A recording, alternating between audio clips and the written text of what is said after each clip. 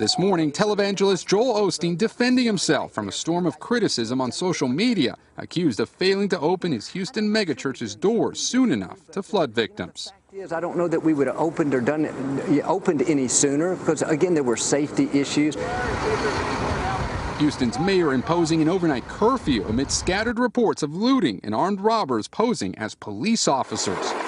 Although the rain has finally stopped in Houston, the disaster has not.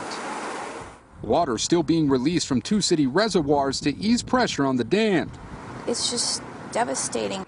Up to 40,000 homes could be damaged, with no telling when people can return. Just keep thinking of like what I could have done or what I left the garage full of stuff. I keep thinking like what's in there. Tonight, the rescues aren't over in a city so tired of water.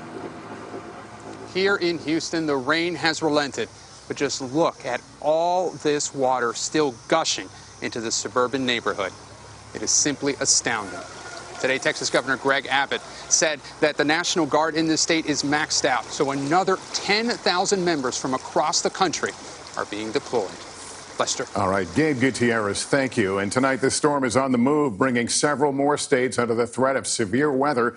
And that's not all. We're watching potential new trouble brewing in the tropics. NBC meteorologist Dylan Dreyer is back with us. Dylan, take us through it. We did just hit the peak of hurricane season, so that's why it is so active right now. But here is the tropical storm that is Harvey, and we do still on the eastern side of it have tornado watches in effect. And the storm is now over land, so it has been weakening. We're down to 40-mile-per-hour winds, still very slow moving. But the good news for Beaumont, the rain is just about over. The storm will weaken to a tropical depression overnight, but it doesn't matter what it is at this point because it is still producing a lot of rain. We do have the potential of seeing flooding rain extending up into Tennessee by the time we get into the end of the week. So we have flash flood warnings still in effect across eastern Texas, parts of Louisiana. Watches extend over to the panhandle of Florida and up into Kentucky. We're looking at an additional perhaps 5 to 7 inches of rain, especially the farther north you go. We're going to start to see the rain taper off in Louisiana as we go into tomorrow, but we could see the flooding in western Tennessee with 5 to 7, 8 inches of rain possible.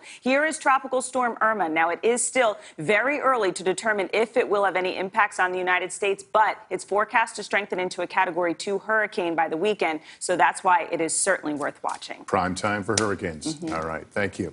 In the wake of this storm hitting right at the heart of America's oil and gas refineries, forced to temporarily shut down, gas prices are already on the rise, up to 20 to 40 cents a gallon in the Midwest and in Florida as well.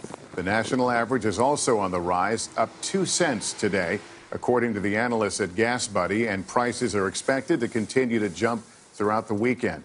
Meantime, President Trump hit the road today, talking about the devastation in Texas, and then turning to the subject that will dominate much of the fall, tax reform. But big questions remain this evening. What's the plan, and what will it mean for you? We get more from our chief White House correspondent, Hallie Jackson.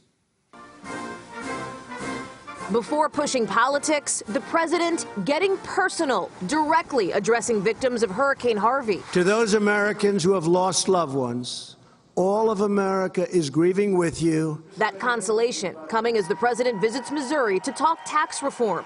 Part of a hard sell, but no hard numbers. Instead, an outline that leaves it to lawmakers to fill in details that'll dictate the tax bills of millions of Americans. Like who could see cuts, how much they'll be, and how to pay for it all. So this is our once-in-a-generation opportunity to deliver real tax reform for everyday, hardworking Americans. The president making his case by hitting the road, specifically Route 66, known as America's Main Street, promising to help small businesses and the middle class. This is where America's Main Street will begin its big, beautiful comeback. His speech, an early counter to criticism from Democrats that the president's plan will benefit the wealthy more than anyone else. President Trump promising bipartisanship, heads into September looking for a legislative win after an August that saw him courting controversy from his comments about Charlottesville. I think there's blame on both sides, and I have no doubt about it, and you don't have any doubt about it either. To his pardon of former Sheriff Joe Arpaio. Sheriff Joe is a patriot. Top Republicans on Capitol Hill tell NBC News they're confident tax reform will be easier than health care, with Speaker Paul Ryan pitching it too. But before Congress can get to that, it has to pass a budget first, as pressure from the president builds. I don't want to be disappointed by Congress. Do you understand me? And congressional sources today tell NBC News the top Republican and Democratic lawmakers will meet with President Trump here when they're back in town next week with plenty on their plate come September. Not just taxes, but funding the government, raising the debt limit, and providing relief for Harvey victims. Lester? Hallie Jackson at the White House. Thank you. Turning to the threat overseas from North Korea and the mixed signals the Trump administration is sending after the latest missile launch by the regime. President Trump issuing a tough new message to North Korea today, only to be contradicted by his own defense secretary. NBC News chief foreign correspondent Richard Engel is in South Korea tonight and has more. North Korea's latest missile launch over Japan now has Kim Jong-un and President Trump trading threats. North Korea over state media. Today saying more missile launches are coming and could, as threatened before, be pointed at the U.S. territory of Guam. And President Trump over social media, tweeting the U.S. has been talking to North Korea and paying them extortion money for 25 years. Talking is not the answer. President Trump is apparently referring to Clinton-era negotiations that failed to curb North Korea's nuclear ambitions, talks that often ended with aid payments. But just hours after the president's tweet, Defense Secretary Mattis chimed in, seeming to contradict the president. We're never out of diplomatic solutions. It leaves U.S. policy confused by a 140-character burst, and that could be dangerous when it comes to North Korea. Today, U.S. troops in South Korea were preparing for the worst, testing Patriot anti-missile systems, part of annual war games. Lieutenant Colonel Mark Peleni says the missiles are essential because the 28,500 U.S. troops in South Korea and their families are in North Korea's crosshairs. My family feels very secure because they drive by and they see a Patriot battery sitting here, knowing that it's defending them and that we're on the wall watching 24/7. But the danger now reaches the U.S. as well. Today, the U.S. military released images of missile defense tests near Hawaii.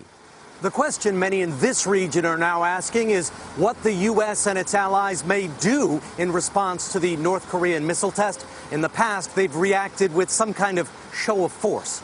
Lester? Richard Engel in South Korea. Thank you. Still ahead, the new danger emerging from the flood zone, growing risks to public health while many hospitals remain shut down. We go inside one of the triage centers on the front lines of all this. Also, cancer breakthrough, the personalized treatment the FDA just approved for the very first time in the U.S.